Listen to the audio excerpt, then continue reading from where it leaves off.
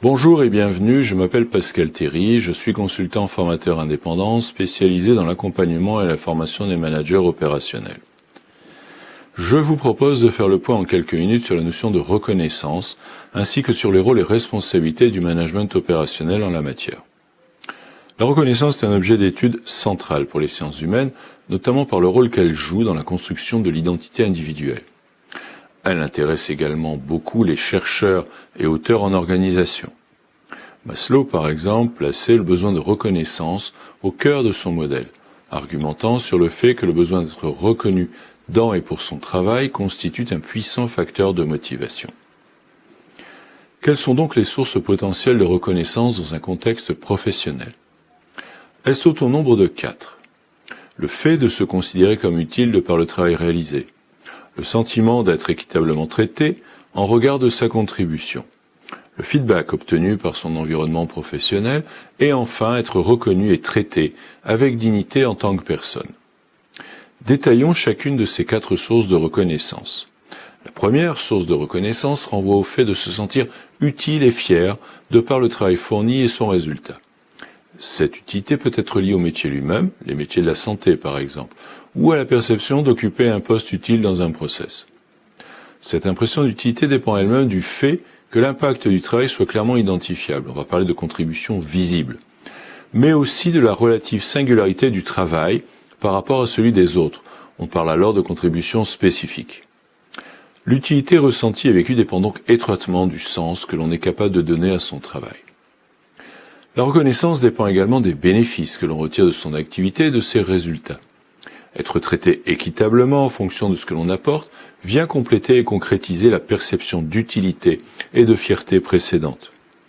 A contrario, une forte utilité perçue associée à un sentiment d'inéquité peut générer des tensions psychologiquement préjudiciables à terme. Dire que l'on se construit dans le regard des autres est un truisme. C'est dire si chacun de nous s'avère sensible au feedback qu'il obtient ou pas de son activité. Ce feedback dans l'entreprise prend des formes variées. Compliments et remerciements immédiats ou différés sur la réalisation d'une tâche par le manager ou le client. Citations, référencements, communication interne. Confiance accordée, délégation mise en place et de plus en plus évaluation annuelle en face à face. Attention, si cette source de reconnaissance constitue un fantastique levier motivationnel, l'inverse l'est tout autant. Qui n'a jamais entendu dire ou s'entendre dire soi-même « Ici tu peux faire des miracles, tout le monde s'en moque ». Par contre, si tu fais une petite boulette...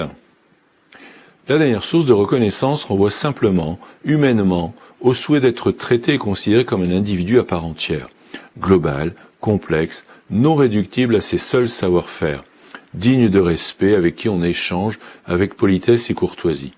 C'est un point auquel il faut être vigilant car nos systèmes d'information modernes et leurs applications en gestion des compétences pourraient nous éloigner de certaines évidences. Cela suppose également que chacun se voit reconnu au-delà de son statut de salarié dans sa vie dite privée, avec ses hauts et ses bas. De mon point de vue, s'adresser à quelqu'un en lui disant « chez nous, les problèmes perso, on les laisse au vestiaire », ce n'est plus une maladresse, c'est une faute. Abordons maintenant les rôles et responsabilités du management opérationnel en matière de reconnaissance. Et si finalement il s'agissait là de la vraie valeur ajoutée du manager ? Alors quand on est manager, comment jouer pleinement le jeu de la reconnaissance ? D'abord, en utilisant tous les leviers disponibles pour mettre ses collaborateurs en situation de réussir. Je pense bien entendu à la formation, à la cohérence entre les moyens et les objectifs, à l'organisation, à l'information, aux conditions de travail. Ensuite, en fournissant suffisamment de feedback positif pour agir sur la confiance en soi et pourquoi pas l'estime de soi. En amélioration continue, on parle de spirale du succès. Il me semble évident que le principe s'applique parfaitement en management des hommes, à savoir que le succès appelle le succès. Il ne s'agit pas pour autant de tronquer la réalité. Si c'est mal fait, c'est mal fait. Il faut savoir le dire. Par contre, il appartient à chaque manager d'aller le chercher, le petit quelque chose qui va bien et qui fera mieux accepter la critique. Le manager doit également veiller à l'équité des traitements, rémunération comprise. Cela suppose qu'il soit vigilant vis-à-vis de lui-même, de ses comportements, propos et décisions, mais aussi qu'il sache se faire entendre quand il pense que quelque chose n'est pas juste. Enfin, j'ai longtemps évoqué dans mes formations qu'il fallait privilégier le feedback conditionnel. Celui qui parle du travail en évitant le feedback inconditionnel, celui qui parle de la personne. Je reste fidèle à cette position pour ce qui relève du négatif, mais je pense dorénavant que la construction d'une identité personnelle passe aussi par de la reconnaissance personnelle. Il faut savoir dire « je suis content de toi » et tant pis si c'est quelque peu paternaliste. Me voici arrivé au terme de ce partage sur la reconnaissance. Merci de votre attention et à très bientôt.